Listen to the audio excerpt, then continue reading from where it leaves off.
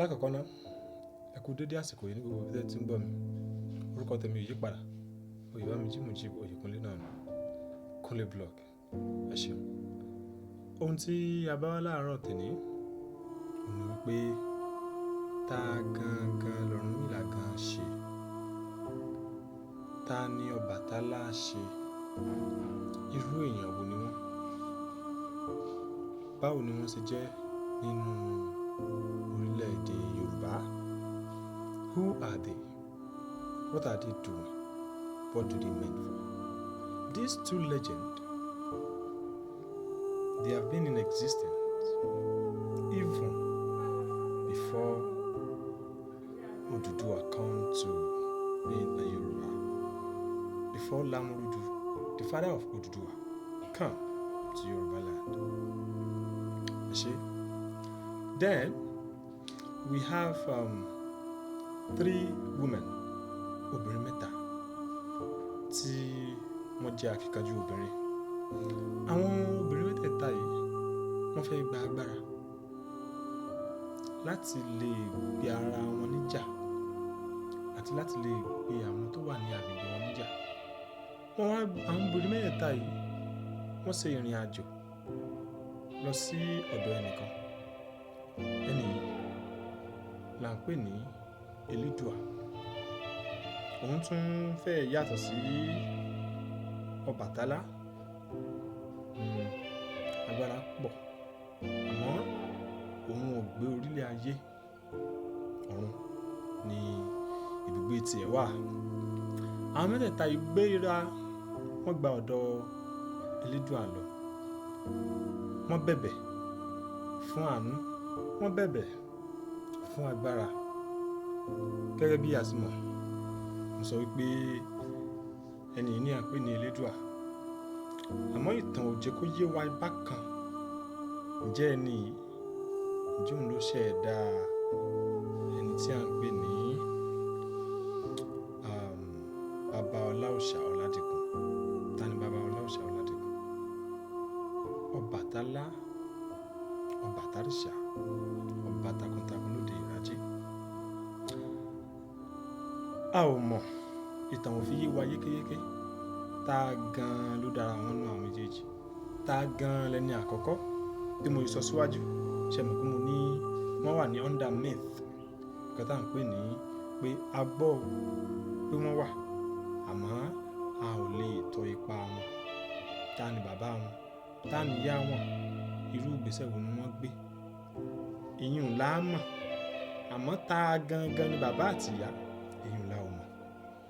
Ìtàn sọ fún wa pé Ọbàtálá, obìnrin 201, mọ́kànlénígba ẹyọkan ní ọkọ obìnrin. Ìdí tí wọ́n fi sọ bẹ́ẹ̀ nù. A ò lọ bẹ̀ lẹ́nìí.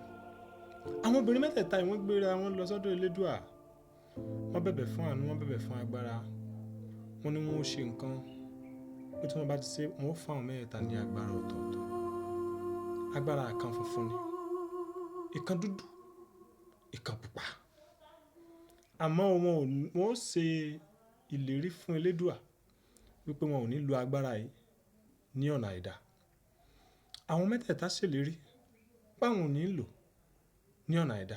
Kódà bí àwọn bá tún bọ inú ìlú, àwọn ó rí dájú wípé wọ́n fi agbára náà pamọ́ sí abẹ́ igi kan. Abẹ́ igi yìí kò jìnnà sí odò kan. Igi wo ni? Odò wo ni? Èèyàn kọ́ la bá wá lénìí. Nígbà tó yá tí àwọn mẹ́tẹ̀ẹ̀ta gba agbára, ìkan gba agbára funfun báláú. Ó ní agbára ru Ọbàtálá ló wù òun. Kí ló dé? Bó lágbára Ọbàtálá ṣe wù ọ́? Ó ní gbogbo ohun tí jẹ́ ìlú àbẹ̀ pátápátá, Ọbàtálá ló bá gbogbo wọn. Kò dádé o. N tó túmọ̀ sí ní ọba ń gbà ni pé Ọbàtálá ìwà tó dáa nílò. Ọbàtálá gbogbo èèyàn ló kó mọ́ra. Ọbàtálá yìí gbà kí wọ́n ṣe èèyàn ní jàǹbá. Elédùà ni n ó fún ọ. Àmọ́ kò yé àwọn obìnrin méjì yòókù pé kí ni wọ́n ń pè ní agbára dúdú àti pupa. Ètò agbára pupa ni agbára náà ó gangan mo fẹ́. Ètò agbára dúdú ni ṣé dúdú ni dúdú ń fẹ́ dúdú dáa òun ó lè máa rí nǹkan ṣe lóòkùn. Àwọn méjèèjì sọ́sọ́kàn àmọ́ ẹni tó mú agbára funfun nìkan ló wí tiẹ̀ jáde. Wọ́n sì lè rí pé àwọn ò ní mú agbára náà wọnú ìlú. Wọ́n láwọn ó máa fi pamọ́ sí abẹ́ igi kan. Now,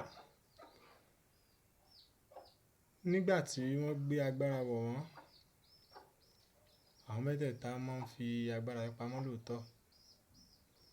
Tí nǹkan kan bá ti wá ṣẹlẹ̀ tán pé ní làásìgbò, àwọn mẹ́tẹ̀ẹ̀ta yìí wọ́n wá gbàgbára wọ̀. Oníkálukú wá gba ọ̀nà tiẹ̀ lọ. Níbi tó ríta mẹ́ta ti bẹ̀rẹ̀ nìyẹn. Àkọ́kọ́ nù. Tí wọ́n ti wá gba ayé tí wọ́n lọ, oníkálukú ó lo agbára tiẹ̀. Ẹni pupa ó lo pupa, ẹni funfun ó lo funfun, ẹni dúdú ó lo dúdú. Nígbà wá yá tí ogun kan wá wọ̀lú, tí gbogbo làásìgbò bẹ̀rẹ̀, Ọbàtálá wá múra ogun. Obìnrin tó mú funfun bó ti lọ bá nù. Ọ̀gbọ́n Ọbàtálá, a jọ ń lo ogun yìí ni. Àwọn àgbà ni wọ́n máa ń bá wọn jagun gbà náà. Látara àwọn mẹ́tẹ̀ẹ̀ta yìí ni tí ń jágbàlagbà ti yọ. The àgbàlagbà that I mean does not mean an old woman. No. You should know that I use a word that we call it idioms. We sometimes